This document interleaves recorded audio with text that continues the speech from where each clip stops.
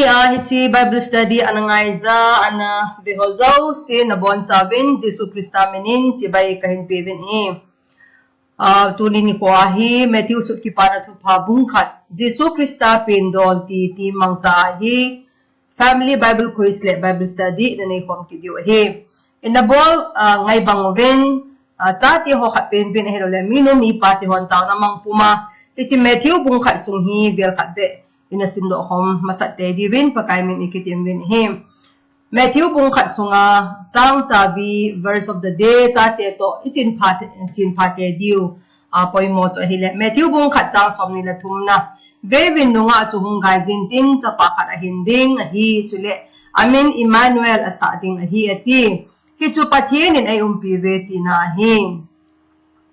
aban le hi chi bungkat Matthew bungkat sunga characters kimuho cho hile Sati ho to hold home diwini kiti mabin Jesu pen na khangguya mi ho iti chang kara para sa som le sigi sunga hen akimun he abana hen Miriam pakai Jesu Krista dinga anu ahin Joseph ahin Jesu pakai Jesu Krista dinga apa ahin chukile Jesu Krista mi te chon se na ko na ho hinding pa Jesu Krista character ho akimun he Abana hen iti iti laipat na Jesu Krista pin laipat ni iti laipat ham iti ahile miting mitim hon helgila ni hon asay danon Jesu Krista pin laipat ni 4 BC li laivel hintetin asayzon ahim abana hen hoy lai muna heti na so ham iti ahile pagkay bantilin Mary akon Jesu ahong kizilding tu ahong sepi lai chile Joseph koma ahong kila lai pa cho Miriam cho Nazareth huwa ana lai pa na hi ana umin hi akitin hem abal hin outline ho hi Matthew pong kasungahin Jesu Krista punggui kisud na akimun ahem ani inahin Juda kum som sige sung Babylon kam sunga so agatan na uthuzong akimoy atum na aton Miriam in Jesu Hagaw tinga ko na anabob dan to simki mo na bungzong ahi. Ali na ahin pagkaiban tilin Joseph ang mga agakimu sa Miriam azidia akipuy sa na akipuy na zong akimu ahi. Tudodon but na hohin anoy lamahin answer ho akipiin answer ho mo sa ipizing loba key verse elole biam reference kipi ako na hold of from diwin ikitim bin ahi. Question number 1 na ahin. Matthew in Jesu Krista kang gui koya ko na ahin sudpan ham itilitsakat na lama akimuin. Abraham ako na alasudpat ahin. Question number 2 na ahin. Jacob chapa Juda zinu ayla monu so ahin. Juda zinu to amin ipiham itilitsakat na lama akimuin Tamar ahi. Question number 3 na ahin. Tamarin Juda adia ahin pi at sapatin ni amin hon sain. Ito yung tsang na lama akimuin. Perez le, jera ahi hanim. Question number 4 na ahin. Salman zino minchu ipiham itile tsang na lama akimuin. Salman zino minchu rahab akitin him. Question number 5 na ahin. Salman le rahab tsapa min ipiham itile tsang hi tsang na lama akimuin. Buwas ahi.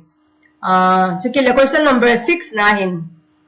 Boaz zinu chu koi ham koi gam mi ham jang chang na lang mama akimukirin Boaz zinu chu amin rut akipiin amahi mob gamakon mi ahi. Question number 7 na achun Obed chu koi chapa ham iti ahile ijong hi chang na lang mama akimukirin Obed chu Boaz le rut chapa ahi. Question number 8 na ahin Jesse chapa chu amin ipiham itila changgup na lama akimuin Jesse chapa chu amin David ahi. Question number 9 na ahin David le Uriah in ngaypin ahin hon at chapa hon chu amin ipiham koi ham itila chang sagi na lama akimuin Solomon ahi. Question number 10 na ahin Miriam min naypu chu koi ham amin ipiham itila chang som na changgup na lama akimuin Joseph ahi. Question number 11 na ahin Abraham apat David gay to kang Isaac and he itila chang som na chang sige na lama akimuin kang som le kang li Abraham apat David gay to kang som le kang li and he Question number 12 na ahin David apat Babylon gama so atwal mang gay to kang Isaac and he itila chang som na sige na lang mama akimuin kang som le kang li ma anahikin in him Question number 13 na ahin true or false. Babylon gama atwal mang uba pat Jesu pen gay so khang som le khang li ahi chi di ham di lo ham ti le chang som le chang sa gi la ma akimuin adi e. Question number 14 na ahin Jesu nu le pa min sein sang som le chang gi la ma akimuin Jesu nu le pa min chu Joseph le Miriam ahilane. Question number 15 na ahin Miriam in Jesu chu iti anaba ham iti le sang som le chang gi la ma akimuin thagao thienga kun anaba bahi. Question number 16 na ahin Joseph in Miriam go thima ki kan feeding lung agel lai ta achu iptm iti le sang som le la ma akimuin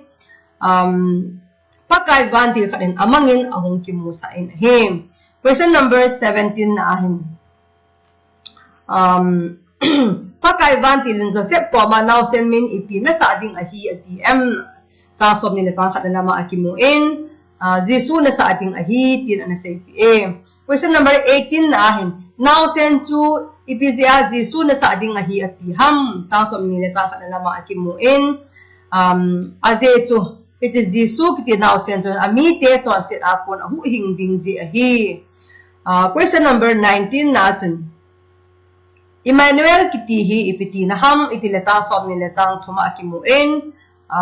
Emmanuel kiti hi patienin ay umpive tina ahi. Question number som ni na 20 na sun pakai vantilin tu api bangin Joseph and Nabi Miriam so akichen pin ahi adi e adi boy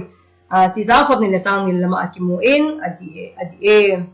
aba na hin application le zilo ading apa ho sa te se video cho hi le akhat na chun Jesu Krista hi thim gaw kama ani ki sei sajing banoi mi te chon se na kun hu do atinga hongping